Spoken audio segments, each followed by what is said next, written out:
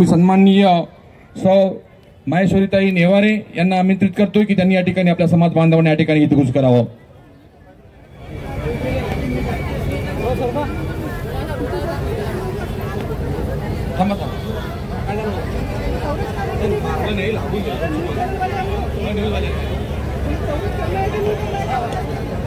News channel वाले आहेत, कृपया त्यांना माफ करून घ्या. उपस्थित संपूर्ण विदर्भातून आलेल्या, कानाकोपऱ्यातून आलेल्या माझ्या आदिवासी गोंडगोवारी बांधवांना सर्वप्रथम माझा जय सेवा. आणि सर्वप्रथम 23 नोव्हेंबर 1994 जे 114 शहीद आदिवासी बांधव अमर झालेले आहेत, त्या अमर हुतात्म्यांना मी या ठिकाणी अश्रुपूर्ण नयनांनी श्रद्धांजली अर्पण करते आहे. तसेच जल जंगल और जमीन आदिवासी की होनी चाहिए यासाठी अहोरात्र लढा देणारे आदिवासींचे जननायक क्रांतीसूर्य भगवान बिरसा मुंडा, तसेच आदिवासींच्या जननी या ठिकाणी राणी दुर्गावतींची सुद्धा प्रतिमा ठेवण्यात आलेली आहे, त्या राणी दुर्गावतींना सुद्धा मी या ठिकाणी नतमस्तक करते आहे. तसेच गोरगरीब जनतेला मतदानाचा अधिकार व इतर अधिकार देऊन त्यांना माणूसपण देणारे घटनेचे शिल्पकार विश्वरत्न डॉक्टर बाबासाहेब आंबेडकर आणि माझ्यासारखी सर्वसामान्य स्त्री व तुमच्यासारख्या संपूर्ण स्त्रिया ज्यांच्यामुळे इथं उभं राहण्याचं व बोलण्याचं धाडस करू शकले, अशा खऱ्या अर्थानं विद्येच्या देवी असलेल्या क्रांतिज्योती सावित्रीबाई फुले तसेच आरक्षणाचे जनक छत्रपती शाहू महाराज यांना मी नतमस्तक होते. आणि ज्या ज्या महापुरुषांनी या संपूर्ण देशातील तळागाळातील जनतेपर्यंत आशेची व सूर्याची किरणं पोहोचवण्याचे महान कार्य केले, असे संपूर्ण महामानवांना मी या ठिकाणी विनम्र अभिवादन करते आहे. आणि इथे उपस्थित लाखोच्या संख्येने जो माझा आदिवासी गोंडगोवारी समुदाय आहे, येथील माझे संपूर्ण बंधू भगिनींनो, आणि ज्यांच्या तरुणाईच्या बळावर हा भारत देश महासत्ताक होण्याची स्वप्न पाहतोय, असा माझा आदिवासी गोंडगोवारी समाजातील संपूर्ण तरुण वर्ग. तुम्हाला आताच बऱ्याच मंडळींनी या आपल्या उपोषण म्हणजे या ठिय्या आंदोलनाविषयी माहिती दिलेली आहे. आणि तुम्हाला माहित आहे की हे ठिय्या आंदोलन म्हणजे आपल्या या अस्तित्वाची लढाई आहे. तुम्हाला माहित आहे 1956 पासून तर 85 पर्यंत आपल्याला सरसकट आदिवासींचे जे काही सोपस्कार आहेत, जे काही डॉक्युमेंट्स आहेत, ते संपूर्ण डॉक्युमेंट्स आपल्याला मिळत होते. पण तुम्हाला माहित आहे की इथे आदिवासी ज्या काही संघटना आहेत, त्या आदिवासी संघटना आपल्यावर कुठेतरी हावी होण्याचा प्रयत्न करत आहेत. जे काही 25 आमदार आहेत आदिवासींचे, ते सुद्धा मी तुम्हाला उदाहरण देते आहे की आदिवासी क्षेत्र आरक्षित झालेले आहे. देवरी म्हणजे आमगाव विधानसभा, आणि त्या आमगाव विधानसभेचे आमदार मला प्रत्यक्ष भेटले होते. मी एक जिल्हा परिषद सदस्य आहे आणि मी तुमच्यासारखीच एक सर्वसाधारण महिला आहे. मी सुद्धा एसटी कॅटेगरी मधून जिल्हा परिषद सदस्यत्व पदाची मी दावेदारी केली होती. आणि मी तिथे तुमच्या आशीर्वादाने, माझ्या आदिवासी गोंडगोवारी समाजाच्या आशीर्वादाने आज मी जिल्हा परिषद सदस्य म्हणून या ठिकाणी तुमच्या समोर उभी आहे. त्या आमदारांनी मला जेव्हा ते मला भेटले आणि त्यांनी म्हटलं होतं मला की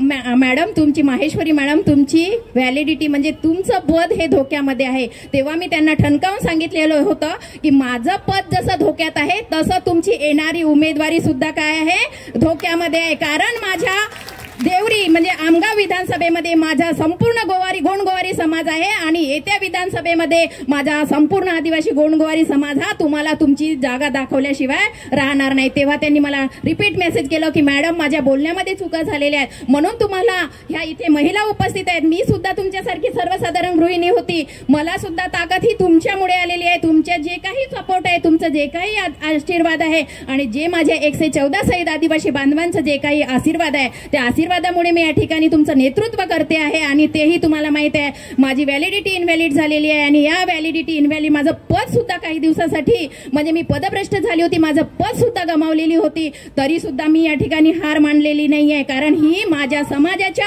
अस्तित्वाची लढाई आहे आणि ही अस्तित्वाची लढाई मी जिंकून दाखवणार आहे. मी न्यायालयीन लढा लढते आहे. मी कितीतरी पैसे खर्च घातलेले आहेत हे फक्त माझ्या समाजाला. आज मी जरी जिल्हा परिषद सदस्य झाली असली तरी माझ्या कार्यक्षेत्रामध्ये, माझं कार्यक्षेत्र आहे साकोली तालुक्यातील किनी एकोडी क्षेत्र, आणि या कार्यक्षेत्रामध्ये माझा आदिवासी गोंडगोवारी समाज भरपूर संख्येने आहे आणि त्यांचा मला नेहमीच पाठिंबा असतो आणि नेहमी माझ्यावर आशीर्वाद असतो. आणि त्या कार्यक्षेत्रामध्ये सुद्धा आम्ही बरेचसे आमचे गोंडगोवारी जमातीचे जे काही उमेदवार आहेत ते त्या ठिकाणी उभे केलेले आहेत. आणि येत्या निवडणुकीमध्ये तुम्हाला माहित आहे, आताच म्हटलेलं आहे बरेचशे लोकांनी की येत्या विधानसभेमध्ये आपण त्यांना आपली, मी कोणत्याही पक्षाची, आज मी इथे पक्षाचं नेतृत्व करण्यासाठी नाही आलेली आहे, तर मी माझ्या समाजाचं नेतृत्व करण्यासाठी आहे, मी फक्त गोंडगोवारी समाजाचे नेतृत्व करण्यासाठी आलेली आहे आणि माझी ही लढाई आहे. जोपर्यंत माझ्या जीवात जीव आहे, जोपर्यंत माझ्या श्वासामध्ये श्वास आहे, तोपर्यंत मला हा लढा लढायचा आहे आणि जोपर्यंत न्याय मिळणार नाही. तुम्हाला माहित आहे असे राजकारणी आपल्याला माहित आहे, आपल्या गडचिरोली तपासणी कमिटीने सुद्धा त्यांच्यावर 5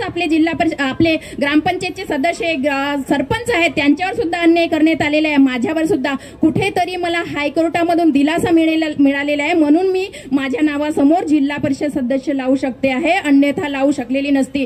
बघा, ज्यांच्याकडे पैसा आहे, ज्यांची ऐपत आहे ते न्यायालयीन लढा लढू शकतील, पण ज्यांच्याकडे पैसाच नाही आहे ते काय करणार. म्हणून तुम्हाला ही अस्तित्वाची लढाई लढायची आहे. तुम्हाला माहिती आहे वडणे समितीचा अहवाल सादर करण्यासाठी मी सुद्धा आलेली होती. त्या ठिकाणी फक्त गोंडगोवारी जमातीला या ठिकाणी म्हणजेच आपल्याला निवेदन द्यायसाठी मंजुरी दिली होती, पण त्या ठिकाणी कुठेतरी षडयंत्र रचून इतरही ज्या काही संघटना आहेत आदिवासींच्या त्यांचे सुद्धा त्यांनी निवेदन स्वीकारलेले आहे.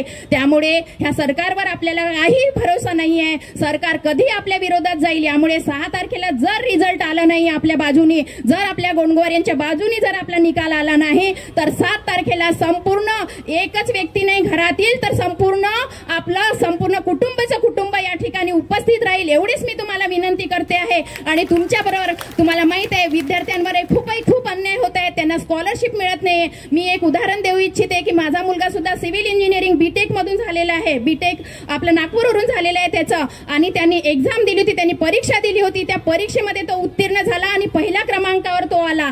तर भंडारा जिल्हा परिषदेमध्ये त्याची अपॉइंटमेंट होणार होती, त्याची निवड यादी सुद्धा लागली होती. त्या निवड यादीमध्ये माझ्या मुलाला डावलण्यात आलेलं आहे, कारण की तो गोवारी समाजाचा आहे, गोंडगोवारी समाजाचा नाही. मी त्या सीईओला, त्या कलेक्टरला सुद्धा मी धारेवर धरलेलं आहे. मी त्यांच्या समोर गेली आणि मी म्हटलं की एक जरी गोवारी समाजाला तुम्ही म्हणत आहात की हे गोंडगोवारी समाजाचे तुम्ही पुरावे दाखल करा, त्यानंतरच आम्ही तुमच्या पोराची नियुक्ती करू. तेव्हा मी कलेक्टरला आवाहन केलेलं आहे, मी सीईओला आवाहन केलेलं आहे की जे काही गोंडगोवारींजवळ जी काही आदिवासींची आपल्याकडे व्हॅलिडिटी किंवा कास्ट सर्टिफिकेट आहे त्यांच्याकडे कोणत्याही आमच्या समाजाकडे म्हणजेच कोणत्याही समाजाकडे गोवारी व्यतिरिक्त दुसरे पुरावे भेटणार नाही. आम्हीच आदिवासी होतो आणि राहणार आहोत. आणि मी त्यांना कोर्टामध्ये सुद्धा चॅलेंज केलेले आहे. आज माझ्या मुलाची म्हणजेच केस मी दाखल केलेली आहे, कारण ही अस्तित्वाची लढाई आहे. असे असंख्य तरुण आहेत, असे असंख्य विद्यार्थी आहेत, त्या विद्यार्थ्यांना स्कॉलरशिप मिळत नाही किंवा नोकरीपासून एसटी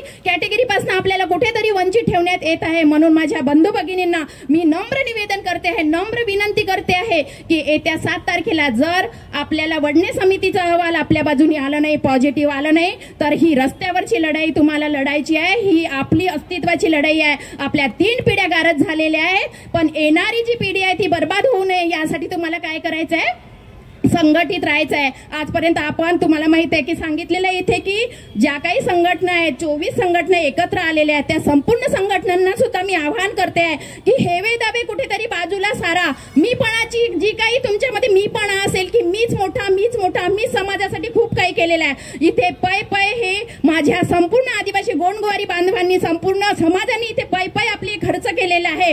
त्यामुळे अस्तित्वाची लढाई त्या एकट्याची नसून ही संपूर्ण समाजाच्या अस्तित्वाची लढाई आहे. त्यामुळे सगळ्यांना तुम्हाला काय करायचं आहे, एकत्र यायचं आहे, संघटित व्हायचं आहे. तुम्हाला माहित आहे डॉक्टर बाबासाहेब आंबेडकरांनी म्हटलेलं आहे, शिका, संघटित व्हा आणि संघर्ष करा. आपण थोडेफार शिकलो, संघर्षही केलेला आहे. संघर्षाचं उदाहरण तुम्हाला त्या हुतात्म्यांच्या रूपाने दिसते 114. आणि माझे हे 3 रत्न सुद्धा तुमच्या समोर 17 दिवसाचं आंदोलन करून त्यांनी काय केलेलं आहे की इथे संघर्ष केलेला आहे, पण कोणत्याही शासनाला या ठिकाणी जाग आलेली नाहीये. म्हणून तुम्हाला सांगते की आता आपल्याला काय करायचं आहे, संघटित होणे गरजेचं आहे. तुम्हाला माहित आहे एका बोटाने आपण दुसऱ्यांना मारू शकत नाही. जेव्हा हे 5 बोट एकत्र येतात आणि त्याची जेव्हा मुठ्ठी तयार होते तेव्हा आपण समोरच्या व्यक्तीला सहजपणे निपचित करू शकतो. म्हणून माझ्या संपूर्ण उपस्थित कानाकोपऱ्यातून आलेल्या, विदर्भातून आलेल्या संपूर्ण माझ्या माता भगिनींना, संपूर्ण बंधू भगिनींना मी आग्रहाची विनंती करते आहे की जो अन्याय आजपर्यंत 29 वर्षाचा प्रदीर्घ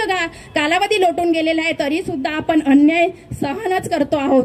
तर तुम्हाला माहित आहे डॉक्टर बाबासाहेब आंबेडकरांनी म्हटलं होतं की अन्याय करणाऱ्यापेक्षा अन्याय सहन करणारा हा काय असतो, खूप दोषी असतो. म्हणून आपल्याला दोष आपल्यावर घ्यायचे आहेत का, नाही ना, मग आपल्याला न्याय मागायचा आहे की नाही? म्हणून ही अस्तित्वाची लढाई आहे. आज जसे तुम्ही आलात, आज जसं तुम्ही सहकार्य केलं, तसंच येत्या 7 तारखेला सुद्धा तुम्ही सहकार्य कराल, एवढीच मी या ठिकाणी विनंती करते आणि माझ्या वाणीला इथेच विराम देते. जय सेवा, जय बिरसा, जय संविधान.